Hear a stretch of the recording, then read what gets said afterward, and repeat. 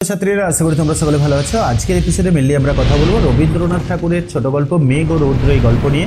এই গল্পটি নিয়ে কথা বলার মূল উদ্দেশ্য যে বর্ধমান বিশ্ববিদ্যালয়ের বাংলা অনার্সের 5th সেমিস্টারের ইউজি স্তরে এই গল্পটি তোমাদের পাঠ্য বিষয় হিসেবে এসেছে। অলরেডি চলতি বছরে বিভিন্ন কলেজের ইন্টারনাল এক্সাম হয়েছে, ফাইনাল এক্সামের জন্য তোমরা প্রতীক্ষায় আছো। তো এপিসোড শুরুর আগেই বলবো ফাইনাল এক্সামের প্রিপারেশন এখনো পর্যন্ত ইউনিভার্সিটিতে কোনো তথ্য পাওয়া যায়নি। এখনো পর্যন্ত আজকে ডিসেম্বর 13 তারিখে এখনো পর্যন্ত কোনো নোটিশ জারি হয়নি যে ডিসেম্বরে পরীক্ষা হবে। এই আশা আজকের দিনে দাঁড়িয়ে আমরা করছি না। তো আবার পরীক্ষার বিষয় তাহলে নিশ্চয়ই জানুয়ারির ফার্স্ট উইকে পরীক্ষার সম্ভাবনা থাকছে। ইউনিভার্সিটি নির্দিষ্ট কি তথ্য দেয় সেদিকে লক্ষ্য রাখো। তো চলো তার আগে শুরু করি আমরা মেঘ ও রৌদ্র গল্প।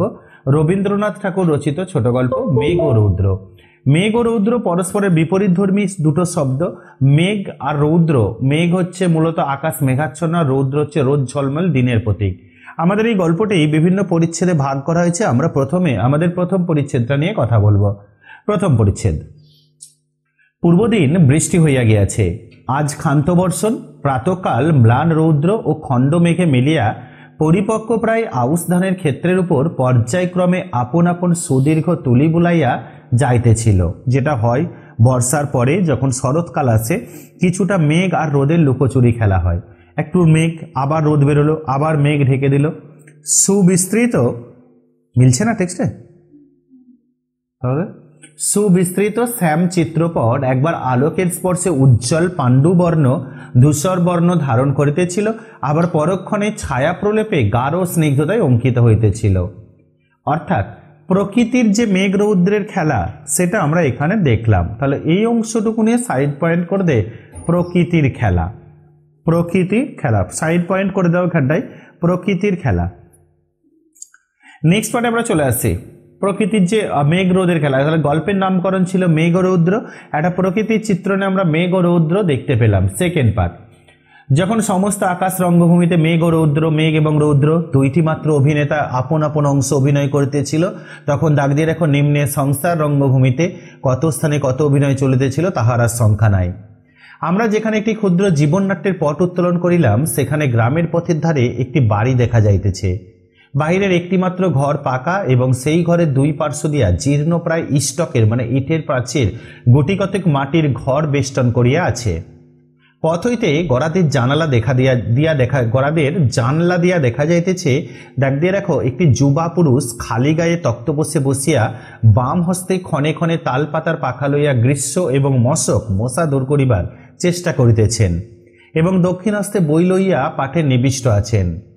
বাহিরে গ্রামের পথে একটি দূরে কাপড় পরা বালিকা আঁচলে গুটিকত কালো জাম লইয়া একে একে নিঃশেষ করিতে করিতে উক্ত গড়াদে দেওয়া জানলার সম্মুখ দিয়া বারংবার যাতায়াত করিতেছিল। মুখের ভাবে স্পষ্টই বোঝা যাইতেছিল ভিতরে যে মানুষটি তক্তপোষে বসিয়া বই পড়িতেছে তাহার সহিত বালিকার ঘনিষ্ঠ পরিচয় আছে এবং কোনো মতে সে তাহার মনোযোগ আকর্ষণপূর্বক তাহাকে নীরবে অবজ্ঞা ভরে জানাইয়া যাইতে চাহে যে, দাগ দিয়ে রাখো, সম্প্রতি কালোজাম খাইতে আমি অত্যন্ত ব্যস্ত আছি, তোমাকে আমি গ্রাহ্য মাত্র করি না। যেটা অনেক ক্ষেত্রে মেয়েদের একটা স্বভাবজাত বৈশিষ্ট্য। যাকে আকর্ষণ করার জন্য, যার চোখে পড়ার জন্য এত আয়োজন করা হয়, সে যখন চোখে চোখ মিলছে তখন এমন ভাব দেখায় কি ডোন্ট কেয়ার, আমি সব কোনো কেয়ার করি না, এইরকম একটা ব্যাপার। দুর্ভাগ্যক্রমে ঘরের ভিতরকার অধ্যয়নশীল পুরুষটি চোখে কম দেখেন। দূর হইতে বালিকার নীরব উপেক্ষা তাহাকে স্পর্শ করিতে পারে না। বালিকাও তাহা জানিত। সুতরাং অনেকক্ষণ নিষ্ফল আনাগোনার পর নীরব উপেক্ষার পরিবর্তে কালো জামের আঁটি ব্যবহার করিতে হইল। এবার যখন কোনোভাবে মনোযোগ দিচ্ছে না, তখন এই কালো জাম খেয়ে আঁটিগুলো ছুঁড়তে আরম্ভ করলো। দাগ দিয়ে রাখো, অন্ধের নিকটে অভিমানের বিশুদ্ধতা রক্ষা করা এতই দুরূহ। যখন ক্ষণে ক্ষণে দুই চারিটা কঠিন আঁটি যেন দৈবক্রমে বিক্ষিপ্ত হইয়া কাঠের দরজার উপর ঠক করিয়া শব্দ করে উঠিল, তখন পাঠরত পুরুষটি মাথা তুলিয়া চাহিয়া দেখিল। মায়াবিনী বালিকা তাহা জানিতে পারিয়া দ্বিগুণ নিবিষ্টভাবে অঞ্চল হইতে দংশনযোগ্য খাবারযোগ্য সুপক্ক কালোজাম নির্বাচন করিতে প্রবৃত্ত হইল। পুরুষটি ভ্রুকঞ্চিত করিয়া বিশেষ চেষ্টা সহকারে নিরীক্ষণপূর্বক বালিকাকে চিনিতে পারিল এবং বই রাখিয়া জানালার কাছে উঠিয়া দাঁড়াইয়া হাস্য মুখে ডাকিল, হ্যাঁ গিরিবালা। ডাকদের কোশ্চেন, কি নাম ছিল এই বালিকার? গিরিবালা। গিরিবালা অবিচলিতভাবে নিজের অঞ্চলের মধ্যে জাম পরীক্ষার যে সম্পূর্ণ অভিনিবিষ্ট থাকিয়া মৃদু গমনে আপন মনে এক পা করিয়া চলিতে লাগিল। তখন ক্ষীণ দৃষ্টি যুবা পুরুষের বুঝিতে বাকি রহিল না যে কোনো একটি অজ্ঞানকৃত অপরাধের দণ্ডবিধান হইতেছে। তাড়াতাড়ি বাহিরে আসিয়া কইলেন, কই আজ আমাকে জাম দিলে না? তাহলে এই পুরুষটির সাথে এর আগেও পরিচয় ছিল। কই ডাক দিয়ে রাখো, কে কাকে এই প্রশ্ন করলো, কই আজ আমাকে জাম দিলে না? গিরিবালা সে কথা কানে না আনিয়া বহু অন্বেষণ ও পরীক্ষায় একটি জাম মনোনীত করিয়া অত্যন্ত নিশ্চিন্ত মনে খাইতে আরম্ভ করিল। ডোন্ট কেয়ার কে কি বলছে, সব ভেবে লাভ নেই। এই জামগুলি গিরিবালাদের বাগানের জাম এবং যুবা পুরুষের দাগ দিয়ে রাখো দৈনিক বরাদ্দ। কি জানি সে কথা কিছুতেই আজ গিরিবালার দাগ দিয়ে রাখো স্মরণ হইল না। কোশ্চেন কোন কথা? তাহার ব্যবহারে প্রকাশ পাইল যে এগুলি সে একমাত্র নিজের জন্যই আহরণ করিয়াছে, কিন্তু নিজের বাগান হইতে ফল পাড়িয়া পরের দরজার সম্মুখে আসিয়া ঘটা করিয়া খাইবার কি অর্থ পরিষ্কার বুঝা গেল না। তখন পুরুষটি কাছে আসিয়া তাহার হাত ধরিল। গিরিবালা প্রথমটা আঁকিয়া বাঁকিয়া হাত ছাড়াইয়া চলিয়া যাইবার চেষ্টা করিল। তাহার পরে সহসা অশ্রুজলে ভাসিয়া কাঁদিয়া উঠিল এবং আঁচলের জাম ভূতলে ছড়াইয়া ফেলিয়া দিয়া ছুটিয়া চলিয়া গেল। সকালবেলার তাহলে এই অংশটুকু নিয়ে সাইড পয়েন্ট করে দাও। গিরিবালার আরেকটু হয়ে যাক, একদম এই পরিচিত হয়ে যাক, তারপর করবে, ছেড়ে দাও। ছুটে এই জামগুলি সকালবেলা চঞ্চল রৌদ্র এবং চঞ্চল মেঘ বৈকালে শান্ত ভাব ধারণ করিয়াছে। শুভ্র স্ফীত মেঘ আকাশের প্রান্তভাগে স্তূপাকার হইয়া পড়িয়াছে এবং অপরাহ্নের অবসন্ন প্রায় আলোক গাছের পাতায় পুষ্করিণীর জলে এবং বর্ষাস্নাত প্রকৃতির প্রত্যেক অঙ্গ প্রত্যঙ্গে ঝিকঝিক করিতেছে। আবার সেই বালিকাটিকে সেই গড়াদের জানলার সম্মুখে দেখা যাইতেছে এবং ঘরের মধ্যে সেই যুবা পুরুষটি বসিয়া আছে। প্রভেদের মধ্যে এবেলা বালিকার অঞ্চলে জাম নাই এবং যুবকের হস্তেও বই নাই। তদপেক্ষা গুরুতর এবং নিগুড় প্রভেদ কিছু কিছু ছিল। এবেলাও বালিকা কি বিশেষ আবশ্যকে সেই বিশেষ স্থানে আসিয়া ইতস্তত করিতেছে বলা কঠিন। আর যাহাই আবশ্যক থাক, ঘরের ভিতরকার মানুষটির সহিত আলাপ করিবার যে আবশ্যক আছে, ইহা কোনো মতেই বালিকার ব্যবহারে প্রকাশ পায় না। বরঞ্চ বোধ হইল সে দেখিতে আসিয়াছে সকালবেলায় যে জামগুলো ফেলিয়া গেছে, বিকালবেলায় তাহার কোনোটার অঙ্কুর বাহির হইতেছে কিনা।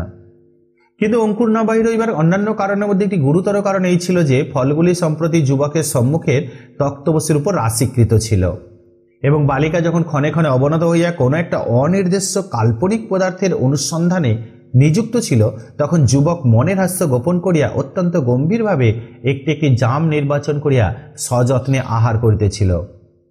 অবশেষে যখন দুটো একটা আঁটি দৈবক্রমে বালিকার পায়ের কাছে, এমনকি পায়ের উপরে আসিয়া পড়িল, তখন গিরিবালা বুঝিতে পারিল যুবক দাগ দিয়ে রাখো বালিকার অভিমানের প্রতিশোধ লইতেছে। কিন্তু এই কি উচিত? যখন সে আপনার ক্ষুদ্র হৃদয়টুকুর সমস্ত গর্ব বিসর্জন দিয়ে আত্মসমর্পণ করিবার অবসর খুঁজিতেছে, তখন কি তাহার সেই অত্যন্ত দুরূহ পথে বাধা দেওয়া নিষ্ঠুরতা নহে? ধরা দিতে আসিয়াছে। এই কথাটা ধরা পড়িয়া বালিকা যখন ক্রমশ আরক্তিম লজ্জায় রাঙা হইয়া পলায়নের পথে অনুসন্ধান করিতে লাগিল, তখন যুবক বাহিরে আসিয়া তাহার হাত ধরিল। সকালবেলাকার মতো এবেলাও বালিকা আঁকিয়া বাঁকিয়া হাত ছাড়াইয়া পালাইবার বহু চেষ্টা করিল, কিন্তু কাঁদিল না। বরঞ্চ রক্তবর্ণ হইয়া ঘাড় মাকাইয়া উৎপীড়নকারীর পৃষ্ঠদেশে মুখ লুকাইয়া প্রচুর পরিমাণে হাসিতে লাগিল এবং যেন কেবলমাত্র বাহ্য আকর্ষণে নীত হইয়া পরাভূত বন্দীভাবে লোহা গড়াদ বেষ্টিত কারাগারের মধ্যে প্রবেশ করিল। আকাশে মেঘরৌদ্রের খেলা যেমন সামান্য, দাগ দিয়ে রাখো ধরা প্রান্তে দুটি প্রাণীর খেলাও তেমনি সামান্য। কোশ্চেন দুটি প্রাণীর নাম কি? তেমনি ক্ষণস্থায়ী। আবার আকাশে মেঘরৌদ্রে খেলা যেমন সামান্য নহে এবং খেলা নহে, কিন্তু খেলার মতো দেখিতে মাত্র, তেমনি দুটি অখ্যাতনামা মনুষ্যের একটি কর্মহীন বর্ষা দিনের ক্ষুদ্র ইতিহাস সংসারের শত শত ঘটনার মধ্যে তুচ্ছ বলিয়া প্রতীয়মান হইতে পারে, কিন্তু ইহা তুচ্ছ নহে। যে বৃদ্ধ বিরাট অদৃষ্ট অবৈচলিত গম্ভীর মুখে অনন্তকাল ধরিয়া যুগের সহিত যুগান্তর গাঁথিয়া তুলিতেছে, সেই বৃদ্ধ এই বালিকার এই সকাল বিকালের তুচ্ছ হাসিকান্ডের মধ্যে জীবনব্যাপী সুখ দুঃখের বীজ অঙ্কুরিত করিয়া তুলিতেছিল।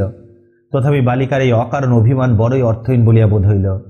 কেবল দর্শকের কাছে নহে, এই ক্ষুদ্র নাট্যের প্রধান পাত্র দাগ দিয়ে রাখা উক্ত যুবকের নিকটেও। এই বালিকা কেন যে একদিন বা রাগ করে, একদিন বা অপরিমিত স্নেহ প্রকাশ করিতে থাকে, কোনোদিন বা দৈনিক বরাদ্দ বাড়াইয়া দেয়, কোনোদিন বা দৈনিক বরাদ্দ একেবারেই বন্ধ করে, তাহার কারণ খুঁজিয়া পাওয়া সহজ নহে। এক একদিন যেন তাহার সমস্ত কল্পনা, ভাবনা এবং নৈপুণ্য একত্র করিয়া যুবকের সন্তোষ সাধনে প্রবৃত্ত হয়। আবার এক একদিন তাহার সমস্ত ক্ষুদ্র শক্তি, তাহার সমস্ত কাঠিন্য একত্র সংহত করিয়া তাহাকে আঘাত করিতে চেষ্টা করে। বেদনা দিতে না পারিলে তাহার কাঠিন্য দ্বিগুণ বাড়িয়া ওঠে। কৃতকার্য হইলে সে কাঠিন্য অনুতাপের অশ্রুজলে শতধা বিগলিত হইয়া অজস্র স্নেহধারায় প্রবাহিত হইতে থাকে। এই তুচ্ছ মেঘরৌদ্র খেলার প্রথম তুচ্ছ ইতিহাস পরপরিচ্ছেদের সংক্ষেপে বিবৃত করা যাইতেছে। প্রথম পরিচ্ছেদ।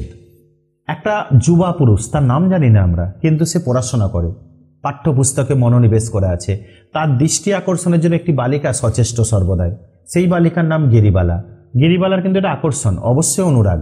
যদি অনুরাগ না হতো তাহলে কিন্তু এই আকর্ষণটা থাকতো না। কারণ অনুরাগে আমরা কি করি না, সবসময় দেখা যায় কি একে অপরকে আকর্ষণ করার জন্য দৃষ্টির কাছাকাছি আসতে চায় আর চোখে চোখ মেলাতে চায়।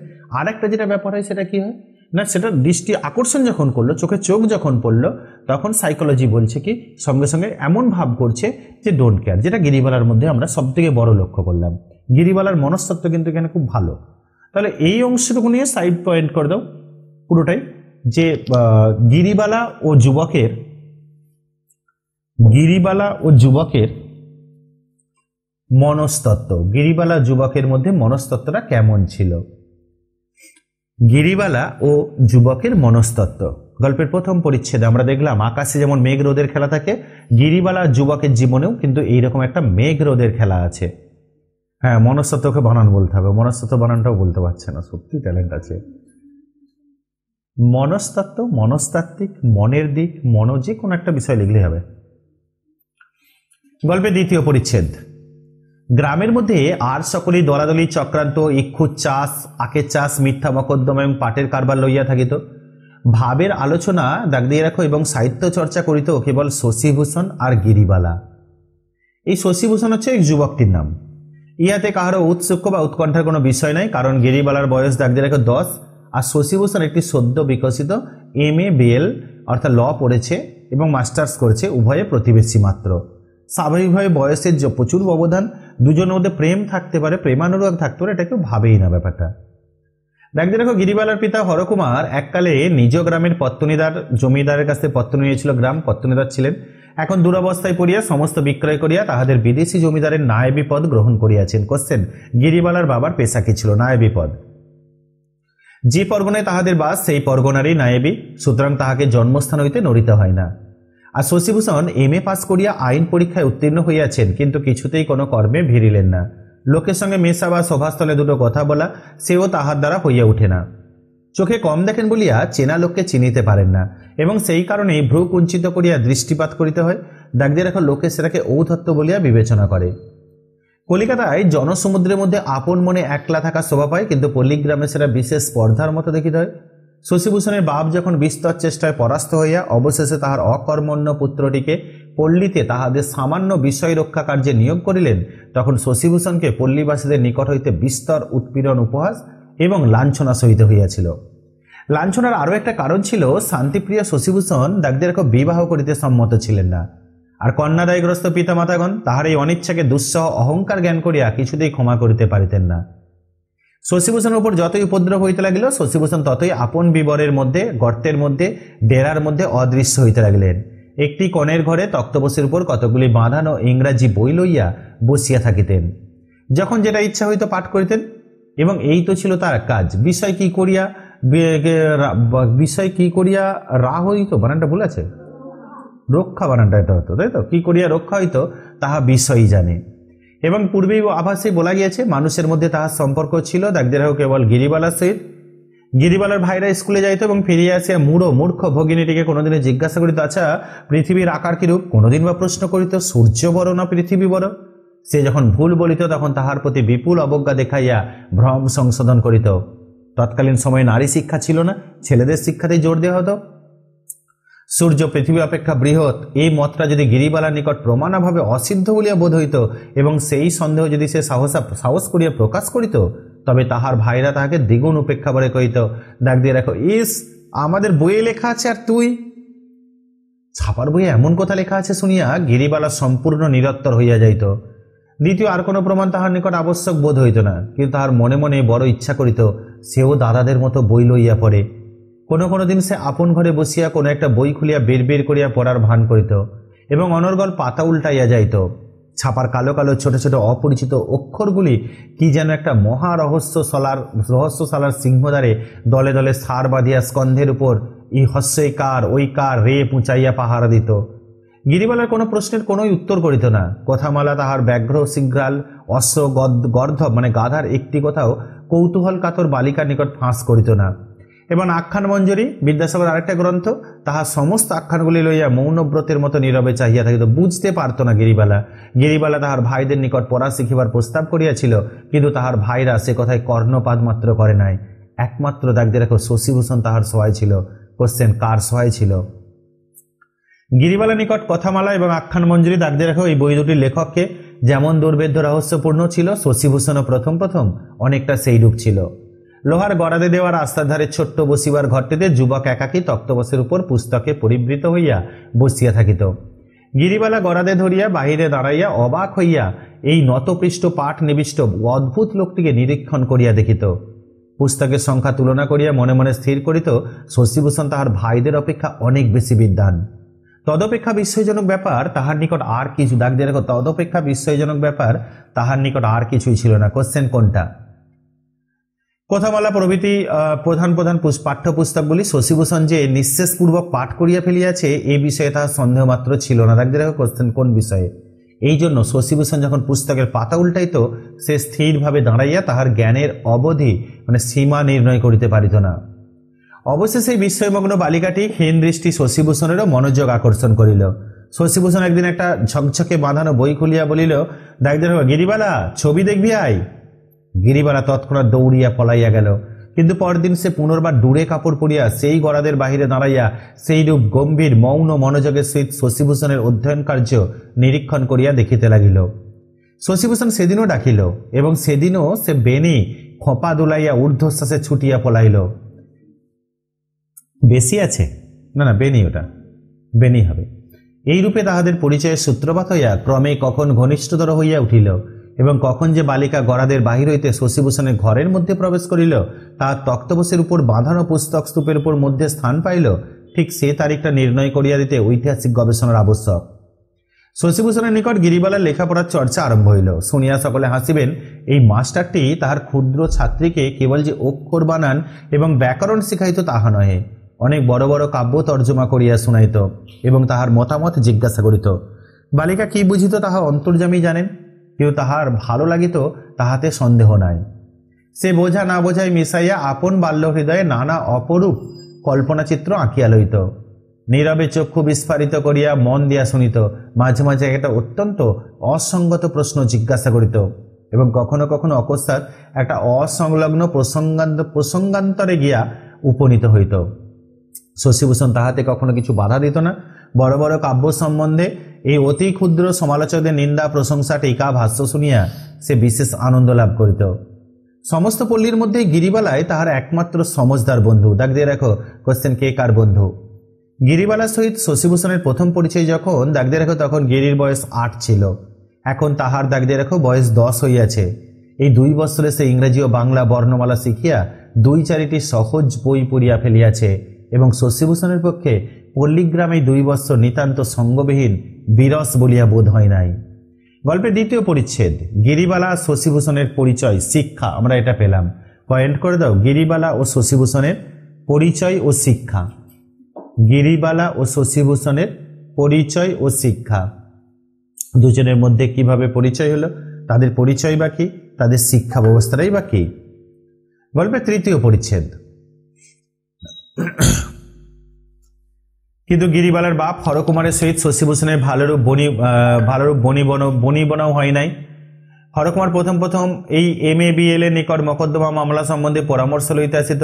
MA-BL তাহাতে বড় একটা মনোযোগ করিত না, এবং আইনবিদ্যা সম্বন্ধে নায়েবের নিকট আপন অজ্ঞতা স্বীকার করিতে কুণ্ঠিত হইত না। নায়েব সেটাকে নিতান্তই ছল মনে করিত। এমনভাবে বছর 2 কাটিল। সম্প্রতি একটা অবাধ্য প্রজাকে শাসন করা আবশ্যক হইয়াছে। নায়েব মহাশয় তাহার নামে ভিন্ন ভিন্ন জেলায় ভিন্ন ভিন্ন অপরাধ ও দাবিতে নালিশ রুজু করিয়া দিবার অভিপ্রায় প্রকাশ করিয়া পরামর্শের জন্য শশীভূষণকে কিছু বিশেষ পীড়াপিড়ি করিয়া ধরিলেন। শশীভূষণ পরামর্শ দেওয়া দূরে থাক, শান্ত অথচ দৃঢ়ভাবে হরকুমারকে এমন গটি 2-4 কথা বললেন যাহা তার কিছুমাত্র মিষ্ট বোধ হইল না। এদিকে আবার প্রজার নামে একটি মকদ্দমাতেও হরকুমার জিতিতে পারিলেন না। তাহার মনে দৃঢ় ধারণা হইল শশীভূষণ উক্ত হতভাগ্য প্রজার সহায় ছিল। তিনি প্রতিজ্ঞা করিলেন, এমন লোককে গ্রাম হইতে অবিলম্বে তাড়াইতে হইবে। শশীভূষণ দেখিলেন তাহার ক্ষেতের মধ্যে গরু প্রবেশ করে, তাহার কলাইয়ের খোলায় আগুন লাগিয়া যায়, তাহার সীমানা লইয়া বিবাদ বাঁধে, তাহার প্রজারা সহজে খাজনা দেয় না এবং উল্টিয়া তাহার নামে মিথ্যা মকদ্দমা আনিবার উপক্রম করে। এমনকি সন্ধ্যার সময় পথে বাহির হইলে তাহাকে মারিবে এবং রাত্রে তাহার বসত বাড়িতে আগুন লাগাইয়া দেবে, দাগদের রাখা এমন সকল জনশ্রুতিও শোনা যাইতে লাগিল। অবশেষে শান্তিপ্রিয় নিরীহ প্রকৃতির শশীভূষণ গ্রাম ছাড়িয়া দাগদিয়ার কলিকাতায় পলাইবার আয়োজন করিলেন। যাত্রা উদ্যোগ করিতেছেন এমন সময় গ্রামে জয়েন্ট ম্যাজিস্ট্রেট সাহেবের তাঁবু পড়িল। বরকন্দাজ, কনস্টেবল, খানসামা, কুকুর, ঘোড়া, সহিস, মেথরে সমস্ত গ্রাম চঞ্চল হইয়া উঠিল। ছেলের দল ব্যাঘ্রের অনুবর্তী শ্রীগালের পালের ন্যায় সাহেবের আড্ডার নিকটে শঙ্কিত কৌতূহল সহকারে ঘুরিতে লাগিল। নায়েব মহাশয় যথারীতি আতিথ্য শিরে খরচ লিখিয়া সাহেবের মুরগি, আন্ডা, ঘৃত, দুগ্ধ যোগাইতে লাগিলেন। জয়েন্ট সাহেবের যে পরিমাণে খাদ্য আবশ্যক নায়েব মহাশয় তদপেক্ষা অনেক বেশি অক্ষুণ্ণ চিত্তে সরবরাহ করিয়াছিলেন। কিন্তু প্রাতঃকালে সাহেবের মেথর আসিয়া যখন সাহেবের কুকুরের জন্য একেবারে 4 সের দাগদেরও ঘৃত আদেশ, মানে ঘি, কুকুরে ঘি খায় কিনা জানা নেই, বাট ঘৃত আদেশ করিয়া বসিল, তখন দুর্গ্রহবশত সেটা তাহার দাগদের সহ্য হইল না।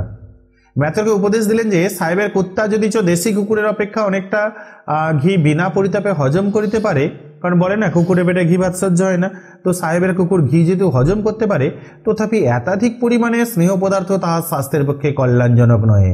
তাহাকে ঘি দিলেন না। মেথর গিয়া সাহেবকে জানাইল যে কুকুরের জন্য দাগদের মাংস কোথায় পাওয়া যাইতে পারে, ইহাই সে নায়েবের নিকট সন্ধান লইতে গিয়েছিল, কিন্তু সে জাতিতে মেথর বলিয়া নায়েব অবজ্ঞাপূর্বক তাহাকে সর্বলোক সমক্ষে আছে তো দূর করিয়া তাড়াইয়া দিয়াছে। এমনকি সাহেবের প্রতি উপেক্ষা প্রদর্শন করিতে কুণ্ঠিত হয় নাই। একে ব্রাহ্মণের যাত্রাভিমান সাহেব লোকে সহজে অসহ্য বোধ হয়, তাহার উপর তাহার মেথরকে অপমান করিতে সাহস করিয়াছে, ইহাতে ধৈর্য রক্ষা করা তাহার পক্ষে অসম্ভব হইয়া উঠিল। তৎক্ষণাৎ চাপরাশি চাকরকে আদেশ দিলেন, ডাকতে রাখো, বলাও নায়েবকে। নায়েব কম্পান্বিত কলেবরে দুর্গা নাম জপ করিতে করিতে সাহেবের তাঁবুর সম্মুখে খাড়া হইলেন।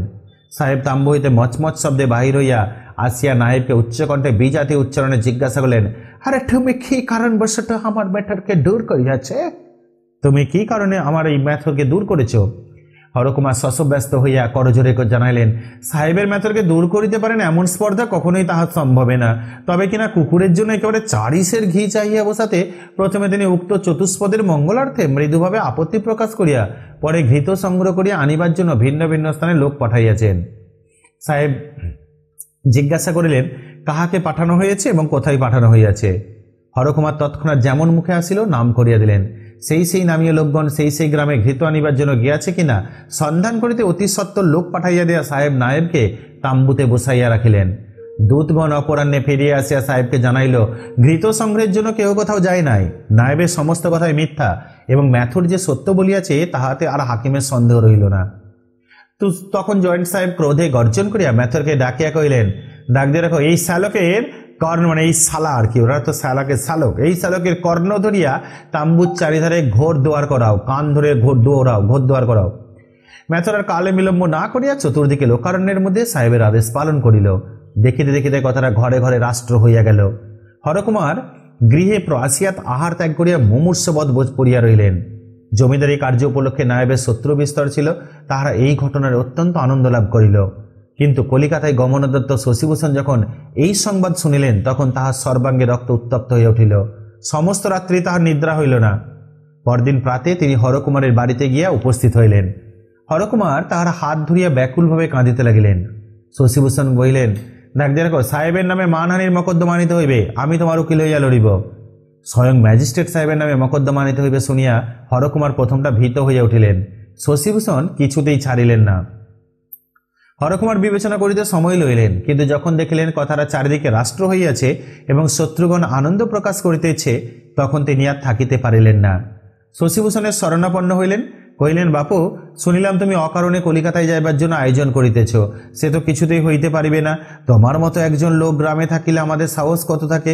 যা হোক, আমাকে ডাক দিয়ে রাখো, আমাকে এই ঘোর অপমান হইতে উদ্ধার করিতে হইবে।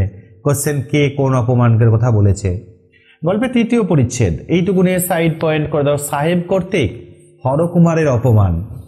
সাহেব কর্তৃক হরকুমারের অপমান গল্পের 3য় পরিচ্ছেদে আমরা জাস্ট এইটুকুই দেখতে পেলাম যে সাহেব কর্তৃক হরকুমারকে অপমান করা হয়েছে। গল্পের 4র্থ পরিচ্ছেদ।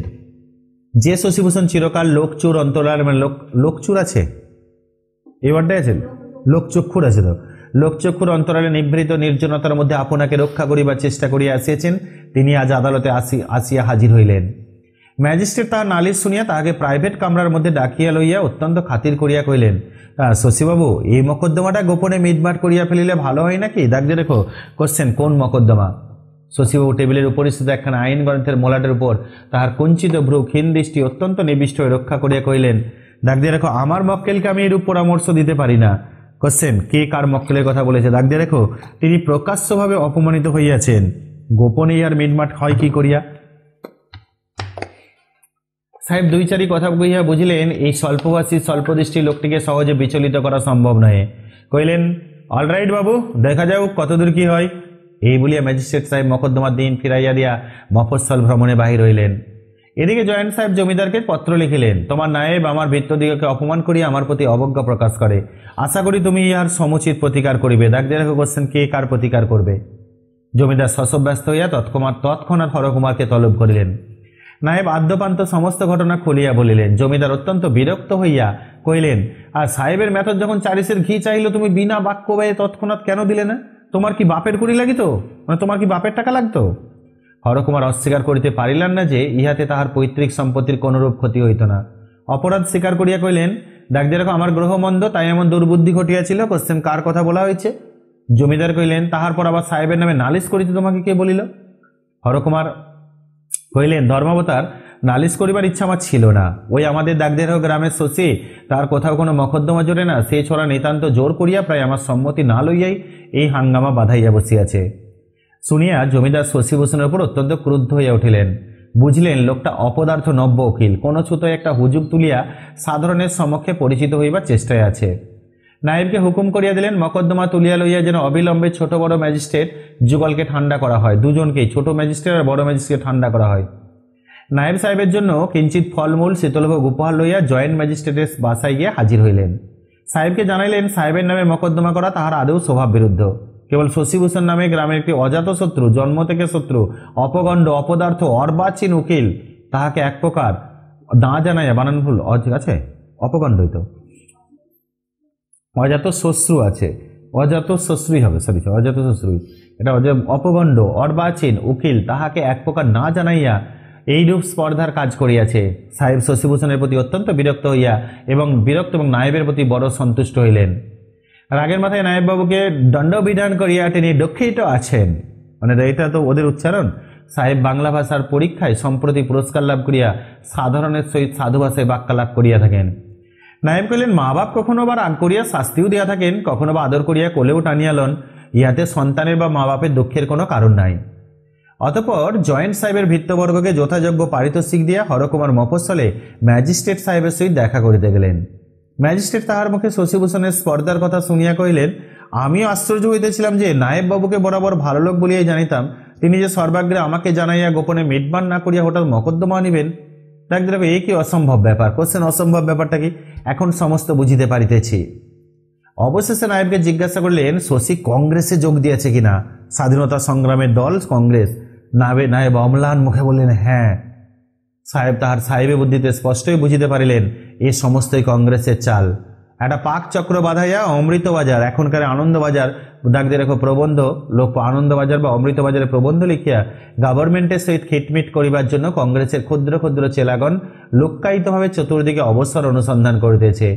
এই সকল ক্ষুদ্র কণ্টকগণকে একদমে দলন করিয়া ফেলিবার জন্য ম্যাজিস্ট্রেটের হস্তে অধিকতর সরাসরি ক্ষমতা দেওয়া হয় নাই বলিয়া সাহেব ভারতবর্ষীয় গভর্নমেন্টকে অত্যন্ত দুর্বল গভর্নমেন্ট বলিয়া মনে মনে ধিক্কার দিলেন। কিন্তু কংগ্রেসওয়ালা শশীভূষণের নাম ম্যাজিস্ট্রেটের মনে রহিল। তাহলে এই অংশটুকু নিয়ে সাইড পয়েন্ট করে দাও, পুরোটাই নিয়ে। নায়েবের প্রতি সদয় ও শশীর বিরোধিতা। নায়েবের প্রতি সদয় ও শশীর বিরোধিতা। নায়েবের প্রতি সদয় ও শশীর বিরোধিতা। গল্পের পঞ্চম পরিচ্ছেদ। সংসারে বড় বড় ব্যাপারগুলি যখন প্রবলভাবে গজাইয়া উঠিতে থাকে, তখন ছোট ছোট ব্যাপারগুলিও ক্ষুদিত ক্ষুদ্র শিকড় জাল লইয়া জগতের উপর আপন দাবি বিস্তার করিতে ছাড়ে না। শশীভূষণ যখন এই ম্যাজিস্ট্রেট হাঙ্গামা লইয়া বিশেষ ব্যস্ত, যখন বিস্তৃত পুঁথিপত্র হইতে আইন উদ্ধার করিতেছেন, মনে মনে বক্তৃতায় স্থান দিতেছেন, কল্পনায় সাক্ষীকে জেরা করিতে বসিয়া গিয়েছেন ও প্রকাশ্য আদালতের লোকারণ্য দৃশ্য এবং যুদ্ধ পর্বের ভাবি পর্বাধ্যায়গুলি মনে আনিয়া ক্ষণে ক্ষণে কম্পিত ঘর্মাক্ত হইয়া উঠিতেছেন, তখন তাহার ক্ষুদ্র ছাত্রী তাহার ছিন্ন প্রায় চারুপার ও মসি বিচিত্র লিখিবার খাতা, বাগান হইতে কখনো ফুল কখনো ফল, মাতৃভাণ্ডার হইতে কোনোদিন আচার, কোনোদিন নারকেলের মিষ্টান্ন, কোনোদিন পাতায় মোড়া কেতকী কেশর সুগন্ধি, গৃহ নির্মিত ক্ষয়ের আনিয়া নিয়মিত সময়ে তাহার দ্বারে আছে উপস্থিত হইত। প্রথম দিন কতক দেখিল শশীভূষণ একখানা চিত্রহীন প্রকাণ্ড কঠোর মূর্তি গ্রন্থ খুলিয়া অন্যমনস্ক হয়ে পাতা উল্টাইতেছেন। সেটা যে মনোযোগ দিয়ে পাঠ করিতেছেন তাহাও বোধ হইল না। অন্য সময় শশীভূষণ যে সকল গ্রন্থ পড়িতেন তাহার মধ্য হইতে কোনো না কোনো অংশ গিরিবালাকে বুঝাইবার চেষ্টা করিতেন, কিন্তু এই স্থূলকায় কালো মোলাটের পুস্তক হইতে গিরিবালাকে শোনাইবার যোগ্য কি দুটো কথাও ছিল না? তা না থাক, তাই বলিয়া ওই বইখানে কি এতই বড় আর গিরিবালা কি এতই ছোট? ডাক্তার হোসেন কার মনে ধারণা হয়েছিল? প্রথমটা, গুরুর মনোযোগ আকর্ষণের জন্য গিরিবালা সুর করিয়া বানান করিয়া বেনি সমেত দেহের উত্তরার্ধ সব এগে দুলাইতে দুলাইতে উচ্চস্বরে আপনি পড়া আরম্ভ করিয়া দিল। দেখিল তাহাতে বিশেষ ফল হইল না। কালো মোটা বইখানার উপর মনে মনে অত্যন্ত চটিয়া গেল। ওটাকে একটা কুৎসিত কঠোর নিষ্ঠুর মানুষের মতো করিয়া দেখিতে লাগিল। ওই বইখানা যে গিরিবালাকে বালিকা বলিয়া সম্পূর্ণ অবজ্ঞা করে, তাহা যেন তাহার প্রত্যেক দুর্বোধ পাতা দুষ্ট মানুষের মুখের মতো আকার ধারণ করিয়া নীরবে প্রকাশ করিতে লাগিল। সেই বইখানা যদি কোনো চোরে চুরি করিয়া লইয়া যাইত, তবে সেই চোরকে সে তাহার মাতৃভাণ্ডারের সমস্ত কেয়া ক্ষয়ের চুরি করিয়া পুরস্কার দিতে পারিত। সেই বইখানার বিনাশের জন্য সে মনে মনে দেবতার নিকট যে সকল অসঙ্গত ও অসম্ভব প্রার্থনা করিয়াছিল তাহা দেবতারা শুনেন নাই এবং পাঠকদিগকেও শুনাইবার কোনো আবশ্যক দেখি না। তখন ব্যথিত হৃদয় বালিকা দুই একদিন চারুপাঠাত হস্তে গুরুগৃহে গমন বন্ধ করিল এবং সে দুই একদিন পর এই বিচ্ছেদের ফল পরীক্ষা করিয়া দেখিবার জন্য সে অন্য ছলে শশীভূষণের গৃহ সম্মুখবর্তী পথে আসিয়া কটাক্ষপাত করিয়া দেখিল শশীভূষণ সেই কালো বইখানা ফেলিয়া একাকী দাঁড়াইয়া হাত নাড়িয়া লোহার গরাদগুলার প্রতি বিজাতীয় ভাষায় বক্তৃতা প্রয়োগ করিতেছেন। বোধ করি বিচারকের মন কেমন করিয়া গোলাইবেন এই লোহাগুলোর উপর তাহার পরীক্ষা হইতেছে। সংসারে অনভিজ্ঞ গ্রন্থবিহারী শশীভূষণের ধারণা ছিল যে পুরাকালে ডেমোস্থেনেস, সিসিরো, সেরিডন প্রভৃতি বাক্মিগণ, দাগ দিয়ে রাখো, এগুলো একটা বাক প্রসিদ্ধ ব্যক্তির কি বাক্য বলে, যে সকল অসামান্য কার্য করিয়া গিয়েছেন, যেরূপ শব্দভেদী স্বরবর্ষণে অন্যায়কে ছিন্ন ভিন্ন, অত্যাচারকে লাঞ্ছিত এবং অহংকারকে ধূলিসায়ী করিয়া দিয়েছেন, আজিকার দোকানদারির দিনেও তাহা অসম্ভব নহে। প্রভুত্ব মদ গর্বিত উদ্ধত ইংরাজকে কেমন করিয়া তিনি জগৎ সমক্ষে কি আছে জগৎ সমক্ষে লজ্জিত অনুতপ্ত করিবেন। তেলকুচি, দাগদের কোন গ্রাম, তেলকুচি গ্রামের জীর্ণ ক্ষুদ্র গৃহে দাঁড়াইয়া শশীভূষণ তাহারই চর্চা করিতেছিলেন। আকাশের দেবতারা শুনিয়া হাসিয়াছিলেন কিনা, তাহাদের দেবচক্ষু অশ্রুসিক্ত হইতেছিল তাহা বলিতে পারি না। সুতরাং যে সেদিন গিরিবালা তাহার দৃষ্টিপথে পড়িল না। সেদিন বালিকার অঞ্চলে জাম ছিল না। পূর্বে একবার জামের আটি ধরা পড়িয়া অবধি ওই ফল সম্বন্ধে সে অত্যন্ত সংকুচিত ছিল। এমনকি শশীভূষণ যদি কোনোদিন নিরীহভাবে জিজ্ঞাসা করিত, গিরি আজ জাম নেই, সে সেটাকে গুরু উপহাস জ্ঞান করিয়া সক্ষবে যাও বলিয়া তর্জন করিয়া পলায়নের উপক্রম করিত। জামের আটির অভাবে আজ তাহাকে একটা কৌশল অবলম্বন করিতে হইল। রাখদাও কোশ্চেন, কি কৌশল? সহসা দূরের দিকে দৃষ্টিক্ষেপ করিয়া বালিকা উচ্চস্বরে বলে উঠিল, এই স্বর্ণ ভাই, তুই যাস নে, আমি এখনই যাচ্ছি। ডাক দিয়ে রাখো, মানে যেন কেউ তাকে ডাকছে আর কি, ওইখান থেকে পালানোর পরিকল্পনা করেছে। পুরুষ পাঠক মনে করিতে পারেন যে কথাটা স্বর্ণলতা নামক কোনো দূরবর্তিনী সঙ্গিনীকে লক্ষ্য করিয়া উচ্চারিত, কিন্তু পাঠিকারা সহজেই বুঝিতে পারিবেন দূরে কেহই ছিল না, লক্ষ্য অত্যন্ত নিকট। ডাক দিয়ে রাখো কোশ্চেন, কোন লক্ষ্য? কিন্তু হাই, অন্ধ পুরুষের প্রতি সে লক্ষ্য ভ্রষ্ট হইয়া গেল। শশীভূষণ যে শুনিতে পান নাই তাহা নহে, তিনি তাহার মর্ম গ্রহণ করিতে পারিলেন না। তিনি মনে করিলেন বালিকা সত্যই ক্রীড়ার জন্য উৎসুক এবং সেদিন তাহাকে খেলা হইতে অধ্যয়নে আকর্ষণ করিয়া আনিতে তাহার অধ্যবসায় ছিল না, কারণ তিনিও সেদিন কোনো কোনো হৃদয়ের দিকে লক্ষ্য করিয়া তীক্ষ্ণ স্বর সন্ধান করিতেছিলেন। বালিকার ক্ষুদ্র হস্তের দাগ দিয়ে রাখো সামান্য লক্ষ্য যেমন ব্যর্থ হইয়াছিল, তাহার শিক্ষিত হস্তের মহৎ লক্ষ্যও সেইরূপ ব্যর্থ হইয়াছিল। পাঠকরা সে সংবাদ পূর্বে অবগত হইয়াছেন। জামের আটির একটা গুণ এই যে একে একে অনেকগুলি নিক্ষেপ করা যায়, চারিটি নিষ্ফল হইলে অন্তত পঞ্চমটি ঠিক স্থানে গিয়া লাগিতে পারে। কিন্তু স্বর্ণ হাজার কাল্পনিক হোক, তাহাকে এখনই যাচ্ছি আশা দিয়া অধিকক্ষণ দাঁড়াইয়া থাকা যায় না। থাকিলে স্বর্ণের অস্তিত্ব সম্বন্ধে লোকের স্বভাবতই সন্দেহ জন্মিতে পারে। সুতরাং সেই উপায়টি যখন নিষ্ফল হইল, তখন গিরিবালাকে অবিলম্বে চলিয়া যাইতে হইল। তথাপি স্বর্ণ নাম্নী কোনো দূরস্থিত সহচরীর সঙ্গ লাভ করিবার অভিলাষ আন্তরিক হইলে যেরূপ সবেগে উৎসাহের সহিত পদচারণা করা স্বাভাবিক হইত, গিরিবালার গতিতে তাহা লক্ষিত হইল না। সে যেন তাহার পৃষ্ঠ দিয়া অনুভব করিবার চেষ্টা করিতেছিল পশ্চাতে কেউ আসিতেছেই না। যখন নিশ্চয় বুঝিল কেউ আসিতেছে না, তখন আশার শেষ ক্ষীণতম ভগ্নাংশটুকু লইয়া একবার পশ্চাৎ ফিরিয়া চাহিয়া দেখিল। দেখতে এরকম কাহাকেও না দেখিয়া সেই ক্ষুদ্র আশাটুকু এবং শিথিলপত্র চারুপাটখানি খণ্ড খণ্ড করিয়া ছিঁড়িয়া পথে ছড়াইয়া দিল। শশীভূষণ তাহাকে যে বিদ্যাটুকু দিয়াছে সেটুকু যদি সে কোনো মতে ফিরাইয়া দিতে পারিত, তবে বোধহয় পরিত্যাজ্য জামের আঁটির মতো সে সমস্তই শশীভূষণের দ্বারের সম্মুখে সশব্দে নিক্ষেপ করিয়া দিয়া চলিয়া যাইত। অনুরাগ ভেঙে গেলে তখন মনে হয় যা যা গিফট পেয়েছি সমস্ত গিফট ছুঁড়ে ফেলে দিয়ে আসবো, তো চলিয়া আসিত। বালিকা প্রতিজ্ঞা করিল। দেখ দাও কি প্রতিজ্ঞা করেছিল? দ্বিতীয়বার শশীভূষণের সহিত দেখা হইবার পূর্বেই সে সমস্ত পড়াশোনা ভুলিয়া যাইবে। তিনি যে প্রশ্ন জিজ্ঞাসা করিবেন তাহার কোনোটির উত্তর দিতে পারিবে না, একটিরও না। তখন শশীভূষণ দেখ দেখে অত্যন্ত জব্দ হইবে। কোশ্চেন, কখন জব্দ হবে? গিরিবালা দুই চক্ষু জলে ভরিয়া আসিল। পড়া ভুলিয়া গেলে শশীভূষণের যে কিরূপ তীব্র অনুতাপের কারণ হইবে তাহা মনে করিয়া সে পীড়িত হৃদয়ে কিঞ্চিত সান্ত্বনা লাভ করিল, এবং কেবলমাত্র শশীভূষণের দোষে বিস্মৃত শিক্ষা সেই হতভাগিনী ভবিষ্যৎ গিরিবালাকে কল্পনা করিয়া তাহার নিজের প্রতি করুণ রস উচ্ছ্বলিত হইয়া উঠিল। আকাশে মেঘ করিতে লাগিল। বর্ষাকালে এমন মেঘ প্রতিদিন করিয়া থাকে। গিরিবালা পথের প্রান্তে একটা গাছের আড়ালে দাঁড়াইয়া অভিমানে ফুলিয়া ফুলিয়া কাঁদিতে লাগিল। এমন অকারণ কান্না প্রতিদিন কত বালিকা কাঁদিয়া থাকে, উহার মধ্যে লক্ষ্য করিবার বিষয় কিছুই ছিল না। তাহলে এই অংশটুকু নিয়ে সাইড পয়েন্ট করে দাও, শশীর একাগ্রতা ও গিরিবালার হৃদয় বেদনা। শশীর একাগ্রতা ও গিরিবালার হৃদয় বেদনা আমরা পঞ্চম পরিচ্ছেদে পেলাম। শশীর একাগ্রতা ও গিরিবালার হৃদয় বেদনা, এটা আমাদের পঞ্চম পরিচ্ছেদের বিষয়বস্তু। গল্পের ষষ্ঠ পরিচ্ছেদ। শশীভূষণ আইন সম্বন্ধীয় গবেষণা এবং বক্তৃতা চর্চা কি কারণে ব্যর্থ হইয়া গেল তাহা পাঠকদের অগোচর নাই। ম্যাজিস্ট্রেটের নামে মকদ্দমা অকস্মাৎ মিটিয়া গেল। হরকুমার তাহাদের জেলার বেঞ্চে অনারারি ম্যাজিস্ট্রেট নিযুক্ত হইলেন।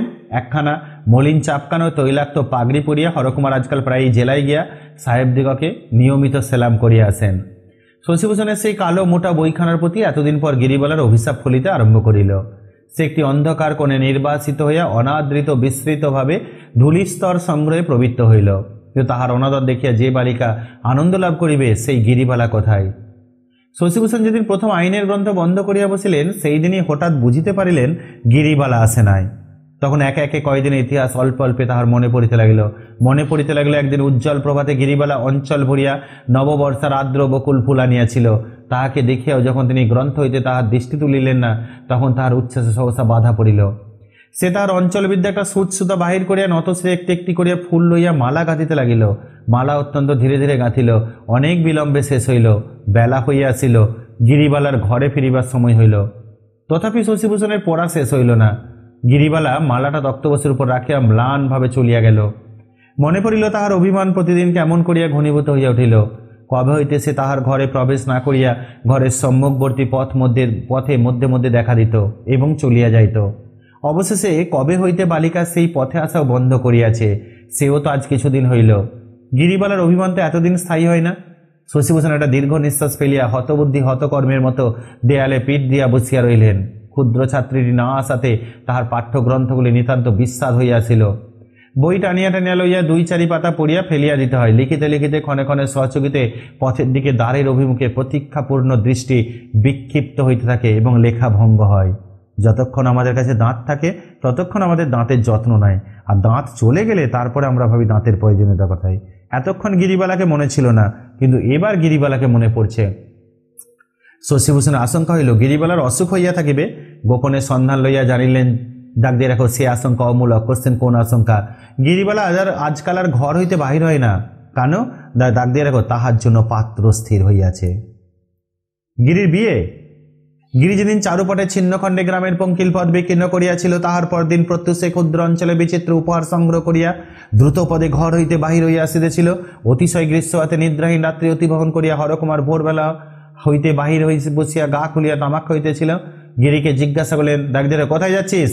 গিরি কহিল, ডাক দিয়ে রাখো, শশী দাদার বাড়ি। হরকুমার ধমক দিয়া কহিলেন, শশী দাদার বাড়ি যেতে হবে না, ঘরে যা।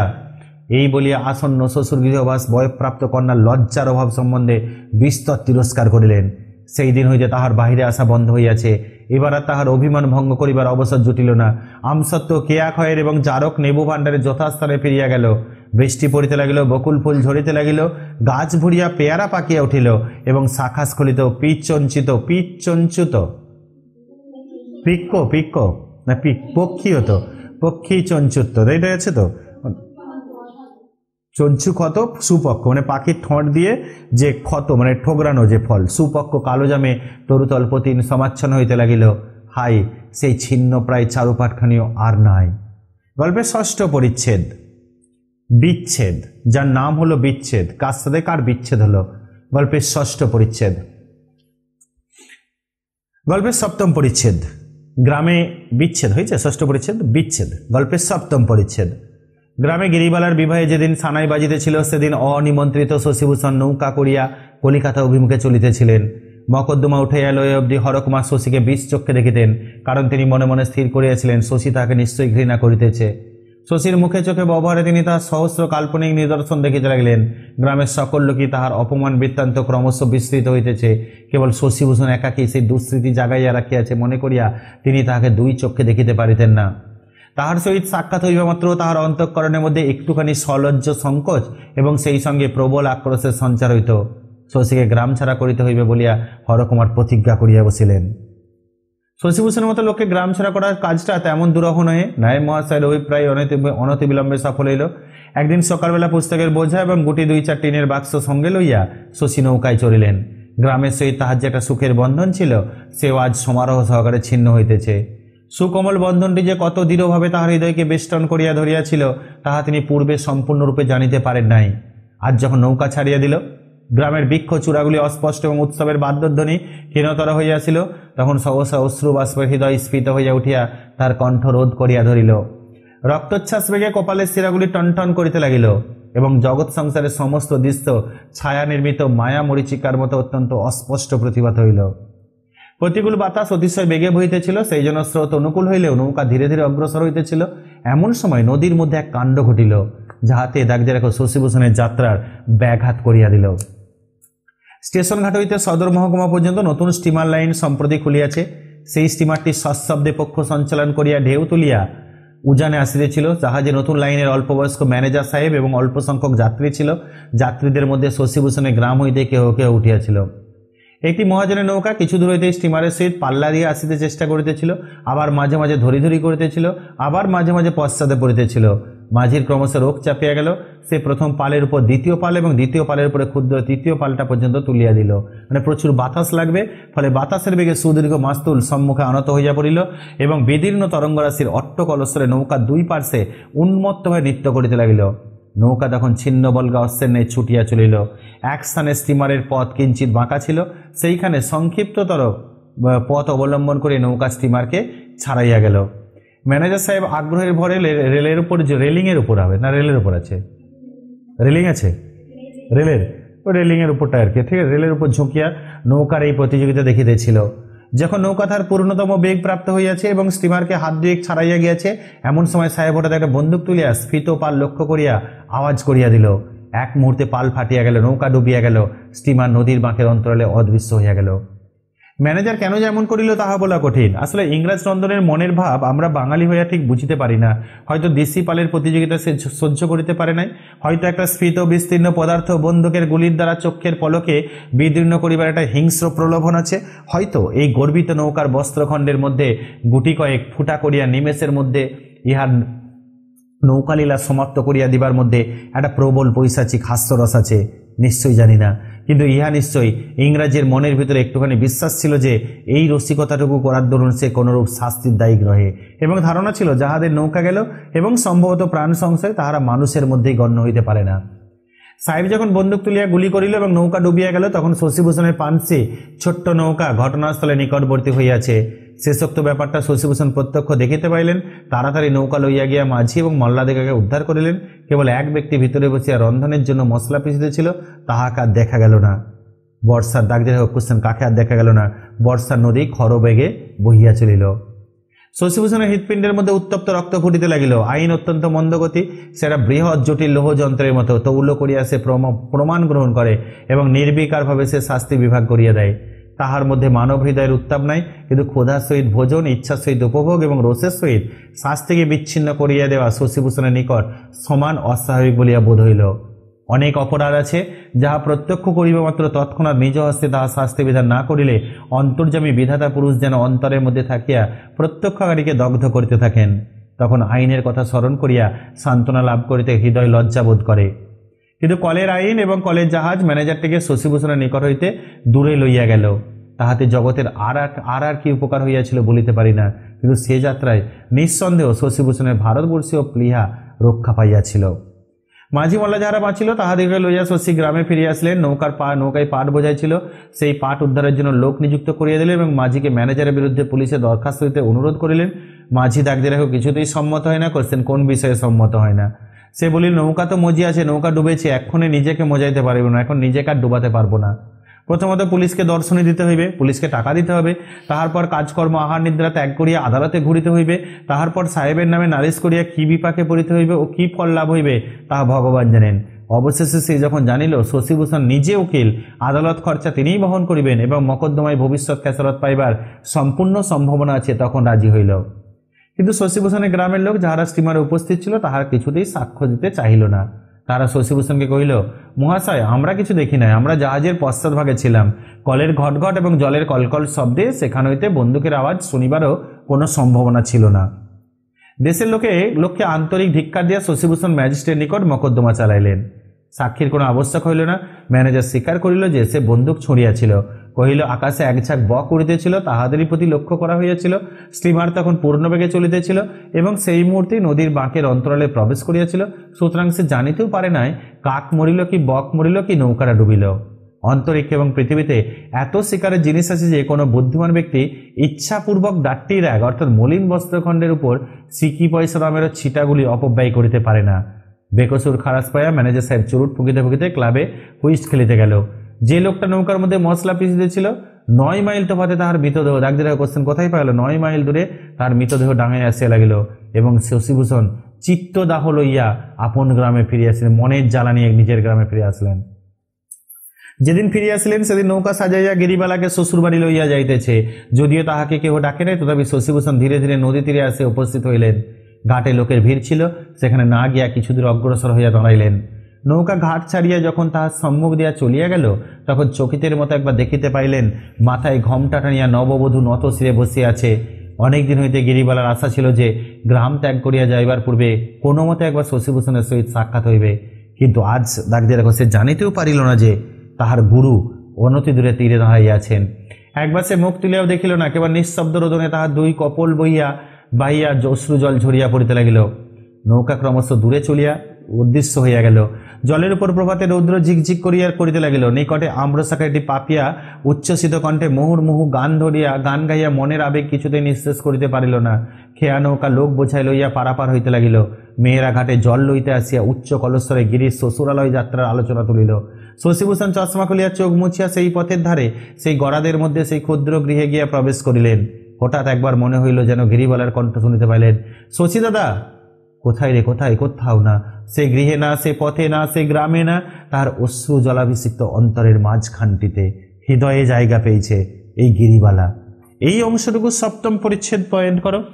শশীভূষণের ব্যর্থতা ও হৃদয় বেদনা। একদিকে শশীভূষণ ব্যর্থ আর তার সাথে তার যে হৃদয় বেদনা সেটা আমরা দেখতে পেলাম। শশীভূষণের ব্যর্থতা ও হৃদয় বেদনা। শশীভূষণের ব্যর্থতা ও হৃদয় বেদনা। গল্পের 8ম পরিচ্ছেদ। শশীভূষণ পুনরায় জিনিসপত্র বাঁধিয়া কলিকাতা অভিমুখে যাত্রা করিলেন। কলিকাতায় কোনো কাজ নাই, সেখানে যাওয়ার কোনো বিশেষ উদ্দেশ্য নাই, সেই জন্য রেলপথে না গিয়া বরাবর নদী পথে যাওয়াই স্থির করিলেন।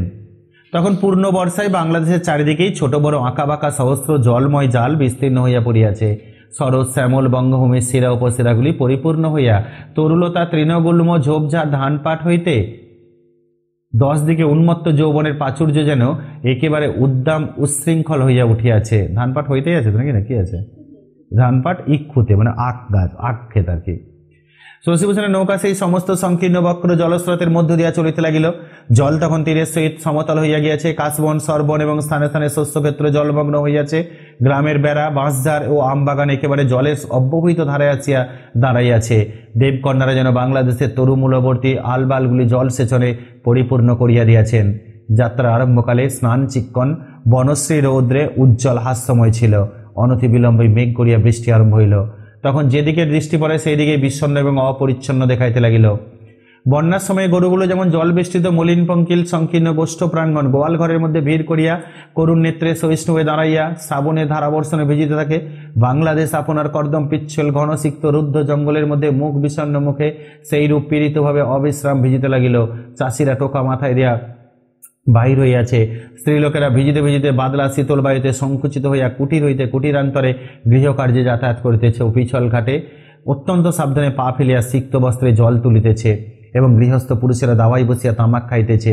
নিতান্ত কাজের দায়ী থাকিলে কোমরে চাদর চড়াইয়া জুতা হস্তে ছাতি মাথায় বাহির হইতেছে।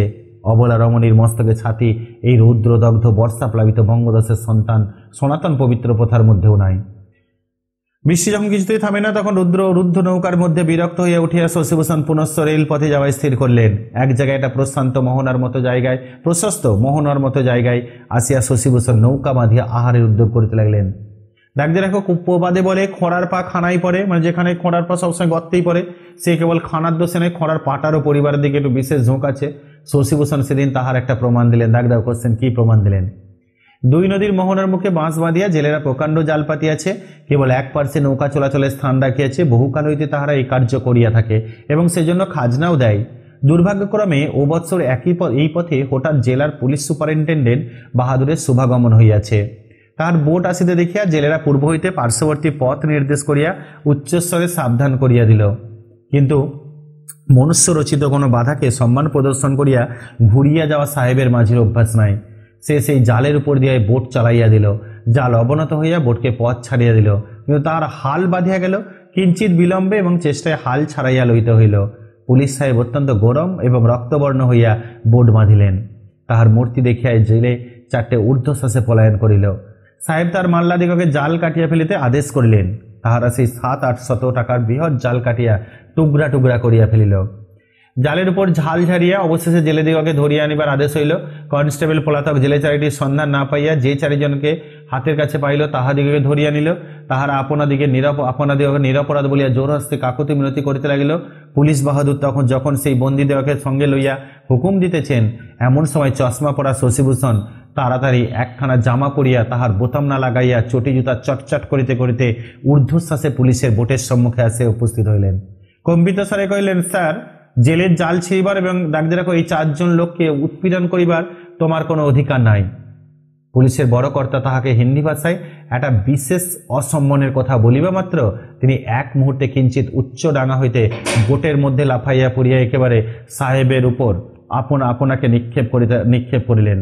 বালকের মতো পাগলের মতো মারিতে লাগিলেন।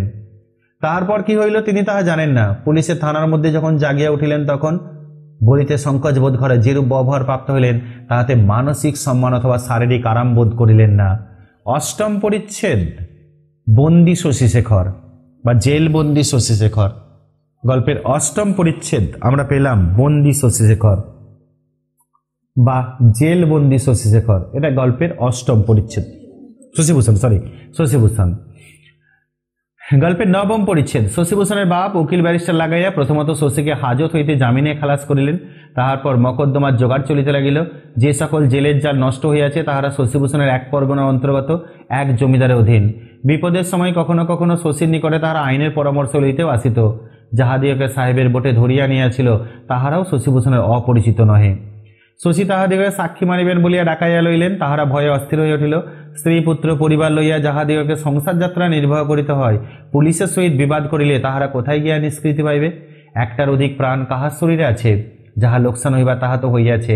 এখন আবার সাক্ষীর সপিনা ধরিয়া, সপিনে আছে ওটা তো ঠিক আছে, সাক্ষীর তালিম আর কি, একই ধরাইয়া একই মুশকিল। সকলে বলিল, ঠাকুর তুমি তো ডাকদের আমাদেরকে বিষম ভেসাদে ফেলিলে। কোশ্চেন, কাকে ঠাকুর বলা হয়েছে? বিপদটা কি? বিস্তর বলা কহার পর তাহারা সত্য কথা বলিতে স্বীকার করিল। ইতিমধ্যে হরকুমার যেদিন বেঞ্চে কর্মোপলক্ষে জেলা সাহেব দেওয়াকে সেলাম করিতে গেলেন, পুলিশ সাহেব হাসিয়া কহিলেন, নায়েব বাবু, শুনিতেছি তোমার প্রজারা পুলিশের বিরুদ্ধে মিথ্যা সাক্ষ্য দিতে প্রস্তুত হইয়াছে। নায়েব সচকিত হইয়া কহিলেন, হ্যাঁ ডাকতে রাখো, এও কি কখনো সম্ভব হয়? অপবিত্র জন্তুজাত পুত্রদিগের উপস্থিতে এত ক্ষমতা? সংবাদপত্র পাঠকেরা অবগত আছেন, মকদ্দমায় শশীভূষণের পক্ষ কিছুতেই টিকিতে পারিল না। জেলেরা একে একে আসিয়া কহিল, পুলিশ সাহেব তাহাদের জাল কাটিয়া দেন নাই, বোটে ডাকিয়া তাহাদের নাম ধাম লিখিয়া লইতেছিলেন। কেবল তাহাই নহে, তাহার দেশস্থ গুটিচারক পরিচিত লোক সাক্ষ্য দিল যে তাহারা সে সময় ঘটনাস্থলে বিবাহের বরযাত্রা উপলক্ষে উপস্থিত ছিল। শশীভূষণ যে অকারণে অগ্রসর হইয়া পুলিশের পাহারাওয়ালাদের প্রতি উপদ্রব করিয়াছে তাহা তাহারা প্রত্যক্ষ দেখিয়াছে। শশীভূষণ স্বীকার করিলেন যে গালি খাইয়া বোটের মধ্যে প্রবেশ করিয়া তিনি সাহেবকে মারিয়াছেন, কিন্তু জাল কাটিয়া দেওয়া ও জেলেদের প্রতি উপদ্রবই তাহার মূল কারণ। এরূপ অবস্থায় যে বিচারে শশীভূষণ শাস্তি পাইলেন তাহাকে অন্যায় বলা যাইতে পারে না, তবে শাস্তিটা কিছু গুরুতর হইল। ৩-৪টা অভিযোগ, আঘাত, অনধিকার প্রবেশ, পুলিশের কর্তব্যে ব্যাঘাত ইত্যাদি সবকটাই তাহার বিরুদ্ধে পুরা প্রমাণ হইল। শশীভূষণ তাহার সেই ক্ষুদ্র গৃহে তাহার প্রিয় পাঠ্যগ্রন্থগুলি ফেলিয়া 5 বৎসর 5 বৎসর জেল খাটিতে গেলেন। তার বাপ আপিল করিতে উদ্যত হইলে শশীভূষণ বারংবার নিষেধ করিলেন, কহিলেন, জেল ভালো, লোহার বেরি মিথ্যা কথা বলে না, কিন্তু জেলের বাইরে যে স্বাধীনতা আছে সে আমাদিগকে প্রতারণা করিয়া বিপদে ফেলে। আর যদি সৎসঙ্গের কথা বলো তো, জেলের মধ্যে মিথ্যাবাদী কৃতজ্ঞ কাপুরুষের সংখ্যা অল্প, কারণ স্থান পরিমিত, ডাকতে রাখো বাহিরে অনেক বেশি। তাহলে এই অংশটুকু নিয়ে সাইড পয়েন্ট করে দাও। পুনরায় বন্দী শশীভূষণ, পুনরায় বন্দী শশীভূষণ। গল্পের 10ম পরিচ্ছেদ। শশীভূষণ জেলে প্রবেশ করিবার অনতিকাল পরেই তাহার পিতার মৃত্যু হইল। তাহার আর বড় কেউ ছিল না। এক ভাই বহুকাল হইতে সেন্ট্রাল প্রভিন্সে কাজ করিতেন। দেশে আসা তাহার বড় ঘটিয়া উঠিত না। সেইখানে তিনি বাড়ি তৈরি করিয়া সপরিবারে স্থায়ী হইয়া বসিয়াছিলেন। দেশে বিষয় সম্পত্তি যাহা ছিল, নায়েব হরকুমার তাহার অধিকাংশ নানা কৌশলে আত্মসাৎ করিলেন। জেলের মধ্যে অধিকাংশ কয়েদিকে যে পরিমাণে দুঃখ ভোগ করিতে হয়, দৈব বিপাকে শশীভূষণকে তদপেক্ষা অনেক বেশি সহ্য করিতে হইয়াছিল। তথাপি দীর্ঘ 5 বৎসর কাটিয়া গেল। আবার একদা বর্ষার দিনে জীর্ণ শরীর ও শূন্য হৃদয় লইয়া শশীভূষণ কারা প্রাচীরের বাহিরে আসিয়া দাঁড়াইলেন। স্বাধীনতা পাইলেন, কিন্তু তাহা ছাড়া কারার বাহিরে তাহার আর কেহ অথবা আর কিছু ছিল না। গৃহহীন, আত্মীয়হীন, সমাজহীন, কেবল তাহার একলাটির পক্ষে এত বড় জগৎ সংসারে জগৎ অত্যন্ত ঢিলা বলিয়া ঠেকিতে লাগিল। জীবনযাত্রার বিচ্ছিন্ন সূত্র আবার কোথা হইতে আরম্ভ করিবেন এই কথা ভাবিতেছেন। এমন সময় বৃহৎ একটা জুড়ি গাড়ি তাহার সম্মুখে আসিয়া দাঁড়াইল। একজন ভৃত্য নামিয়া আসিয়া জিজ্ঞাসা করিল, ডাক দিয়ে রাখো, আপনার নাম শশীভূষণ বাবু? তিনি কহিলেন, হ্যাঁ। সে তৎক্ষণাৎ গাড়ির দরজা খুলিয়া তাহার প্রবেশের প্রতীক্ষায় দাঁড়াইল। তিনি আশ্চর্য হইয়া জিজ্ঞাসা করিলেন, আমাকে কোথায় যাইতে হইবে? সে কহিল, ডাক দিয়ে রাখো, আমার প্রভু আপনাকে ডাকিয়াছেন। পথিকদিগের কৌতূহল দৃষ্টিপাত অসহ্য বোধ হতে তিনি সেখানে আর অধিক বাদানুবাদ না করিয়া গাড়িতে উঠিয়া পড়িলেন। ভাবিলেন, নিশ্চয়ই ইহার মধ্যে একটা কিছু ভ্রম আছে, কিন্তু একটা কোনো দিকে তো চলিতে হইবে, না হয় এমনি করিয়া ভ্রম দেয়া এই নতুন জীবনের ভূমিকা আরম্ভ। সেদিনও মেঘ এবং রৌদ্র আকাশময় পরস্পরকে শিকার করিয়া ফিরিতেছিল। পথের প্রান্তবর্তী বর্ষার জল প্লাবিত গাঢ় শস্য ক্ষেত্র চঞ্চল ছায়ালোক বিচিত্র হইয়া উঠিতেছিল। হাটের কাছে একটা বৃহৎ রথ পড়িয়াছিল এবং তাহার অদূরবর্তী মুদির দোকানে একদল বৈষ্ণব ভিক্ষু গোপীযন্ত্র, খোল করতাল, এইসব খোল করতাল, গোপীযন্ত্র, খঞ্জনী এইসব নিয়ে যোগে গান গাইতেছিল। কি গান গাইছিল? এসো এসো ফিরে এসো নাথ, হে ফিরে এসো গৌনাথ, তুমি ফিরে এসো আমার খোদিত তৃষিত তাপিত চিত, বধূ হে ফিরে এসো, ওগো বন্ধু তুমি ফিরে এসো। এই জায়গায় এইরকম ফিরে আসার প্রার্থনা কেন? তাহলে কি শশীভূষণের হৃদয়ে বারবার এইরকম অনুরণন হচ্ছিল, যদি গিরিবালা একবার ফিরে আসে? এদিকে একজন ঘোড়ার গাড়ি নিয়ে বলেছে যে আমার প্রভু আপনাকে ডেকেছেন, তাহলে এই প্রভু কি গিরিবালা? কারণ তার তো বিয়ের পর আর কোনো খোঁজ পাত্তা নাই। দেখা যাক। গাড়ি অগ্রসর হইয়া চলিল। গানের পদ ক্রমে দূর হইতে দূরতর হইয়া কানে প্রবেশ করিতে লাগিল। ওগো নিষ্ঠুর ফিরে এসো হে, আমার কোমর করুণ কমল এসো, ওগো সজল জলদ স্নিগ্ধ কান্ত সুন্দর ফিরে এসো। গানের কথা ক্রমে ক্ষীণতর অস্পুষ্টতর হইয়াছিল, আর বোঝা গেল না, কিন্তু গানের ছন্দে শশীভূষণের হৃদয়ে একটা আন্দোলন তুলিয়া দিল। তিনি আপন মনে গুনগুন করিয়া পদের পর পদ রচনা করিয়া যোজনা করিয়া চলিলেন। কিছুতে যেন থামিতে পারিলেন না। তিনি শুরু করছেন এবার, আমার নীতি সুখ, আমার নিত্য সুখ ফিরে এসো, আমার চির দুঃখ ফিরে এসো, আমার সব সুখ দুঃখ মন্থন অন্তরে ফিরে এসো, আমার চিরবাঞ্ছিত ফিরে এসো, আমার চিত সঞ্চিত এসো, ওহে চঞ্চল হে চিরন্তন ভুজ বন্ধনে ফিরে এসো, বাহুবন্ধনে ফিরে এসো, আমার কি আছে বক্ষে ফিরিয়ে এসো, আমার চক্ষে ফিরিয়া এসো, আমার শয়নে স্বপনে বসনে ভূষণে নিখিল ভুবনে এসো, আমার মুখের হাসিতে এসো হে, আমার চোখের সলিলে এসো, আমার আদরে আমার ছলনে আমার অভিমানে ফিরে এসো, আমার সর্বস্মরণে এসো, আমার সর্বভরমে এসো, আমার ধরম করম সোহাগ সরম জনম মরণে এসো। গাড়ি যখন একটি প্রাচীর বেষ্টিত উদ্যানের মধ্যে প্রবেশ করিয়া একটি দ্বিতল অট্টালিকার সম্মুখে থামিল, তখন শশীভূষণের গান থামিল। তিনি কোনো প্রশ্ন না করিয়া ভিত্তির নির্দেশক্রমে বাড়ির মধ্যে প্রবেশ করিলেন। যে ঘরে আসিয়া বসিলেন সে ঘরের চারিদিকেই বড় বড় কাঁচের আলমারিতে বিচিত্র বর্ণের বিচিত্র মলাটে সারি সারি বই সাজানো। সেই দৃশ্য দেখিবা মাত্র দাগ দিয়ে রাখো তাহার পুরাতন জীবন দ্বিতীয়বার কারামুক্ত হইয়া বাহির হইল। এই সোনার জন্য অঙ্কিত নানা বর্ণে রঞ্জিত বইগুলি আনন্দলোকের মধ্যে প্রবেশ করিবার সুপরিচিত রত্নখচিত সিংহদ্বারের মতো তাহার নিকটে প্রতিভাত হইল। টেবিলের উপরেও কি কতকগুলি ছিল। শশীভূষণ তাহার ক্ষীণ দৃষ্টি লইয়া ঝুঁকিয়া পড়িয়া দেখিলেন একখানি বিদীর্ণ স্লেট, তাহার উপরে গুটি কয়েক পুরাতন খাতা, একখানি ছিন্ন প্রায় ধারাপাত কথামালা এবং একখানি কাশিরাম দাসের মহাভারত। স্লেটের কাঠের ফ্রেমের উপরে শশীভূষণ হস্তাক্ষরে কালি দিয়া খুব মোটা করিয়া লেখা, দাগ দিয়ে রাখো গিরিবালা দেবী। খাতা ও বইগুলোর উপরেও ওই এক হস্তাক্ষরে এক নাম লিখিত। শশীভূষণ কোথায় আসিয়াছেন বুঝিতে পারিলেন। তাহার বক্ষের মধ্যে রক্তস্রোত তরঙ্গিত হইয়া উঠিল। মুক্ত বাতায়ন দিয়া বাহিরে চলিতে চাইলেন। সেখানে কি চোখে পড়িল? সেই ক্ষুদ্র গড়াদে দেওয়া ঘর, সেই অসমতল গ্রাম্যপথ, সেই দূরে কাপড় পরা ছোট্ট মেয়েটি এবং সেই আপনার শান্তিময় নিশ্চিত নিভৃত জীবনযাত্রা। সেদিনকার সেই সুখের জীবন কিছুই অসামান্য বা অত্যাধিক নহে। দিনের পর দিন ক্ষুদ্র কাজে ক্ষুদ্র সুখে অজ্ঞাতসারে কাটিয়া যাইত এবং তাহার নিজের অধ্যয়ন কার্যের মধ্যে একটি বালিকা ছাত্রীর অধ্যাপন কার্য তুচ্ছ ঘটনার মধ্যেই গণ্য ছিল। কিন্তু গ্রাম প্রান্তের সেই নির্জন দিনযাপন, সেই ক্ষুদ্র শান্তি, সেই ক্ষুদ্র সুখ, সেই ক্ষুদ্র বালিকার ক্ষুদ্র মুখখানি সমস্তই যেন স্বর্গের মতো দেশকালের বহির্ভূত এবং আয়ত্তের অতীত রূপে কেবল আকাঙ্ক্ষা রাজ্যের কল্পনা ছায়ার মধ্যে বিরাজ করিতে লাগিল। সেদিনকার সেই সমস্ত ছবি এবং স্মৃতি আজিকার এই বর্ষাম্লান প্রভাতের আলোকের সহিত এবং মনের মধ্যে মৃদুগুঞ্জিত সেই কীর্তনে গানের সহিত জড়িত মিশ্রিত হইয়া এক প্রকার সঙ্গীতময় জ্যোতির্ময় অপূর্ব রূপ ধারণ করিল। সেই জঙ্গলে বেষ্টিত কর্দমাক্ত সংকীর্ণ গ্রাম পথের মধ্যে সে অনাদৃত ব্যথিত বালিকার অভিমান মলিন মুখের শেষ স্মৃতিটি যেন বিধাতা বিরচিত এক অসাধারণ আশ্চর্য অপরূপ অতি গভীর অতি বেদনা পরিপূর্ণ স্বর্গীয় চিত্রের মতো তাহার মানসপটে প্রতিফলিত হইয়া উঠিল। তাহারই সঙ্গে কীর্তনে করুণ সুর বাজিতে লাগিল এবং মনে হইল সেই পল্লী বালিকার মুখে সমস্ত বিশ্ব হৃদয়ের এক অনির্বচনীয় দুঃখ আপনার ছায়া নিক্ষেপ করিয়াছে।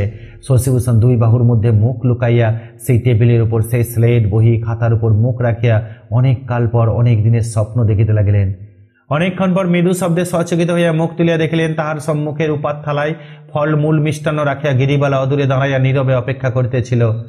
তিনি মস্তক তুলিতেই দাগ দিয়ে রাখো নিরাভরণা অলঙ্কারহীন শুভ্র বসনা শ্বেত বস্ত্র পরিহিত বিধবা বেশধারিণী স্বামী মরে গেছে গিরিবালা তাহাকে নতজানু হইয়া ভূমিষ্ঠ প্রণাম করিল।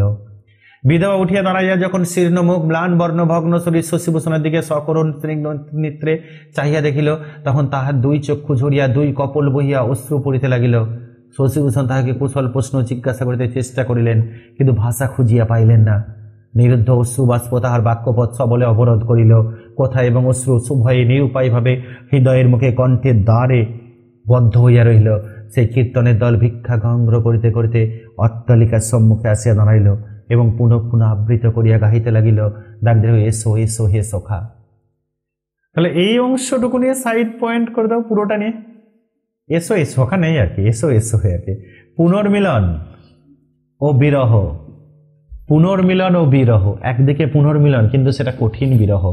এতটা মনস্তাত্ত্বিক এই গল্পে রবীন্দ্রনাথ দেখালেন যে মনস্তাত্ত্বিক সাধারণ মানুষের জীবনের বাইরে এই মনস্তাত্ত্বিক দিকটা খুব সুন্দরভাবে দেখালেন। অবশ্যই মেঘরৌদ্র গল্পের নামকরণ, শশীভূষণ চরিত্র, গিরিবালা চরিত্র, এদের জীবন চিত্র এইগুলো আমরা পেলাম। ফিরে আসবো অন্য কোনো এপিসোডে অন্য কোনো আলোচনা নিয়ে। ততক্ষণ সঙ্গে থেকো, স্টে টিউন।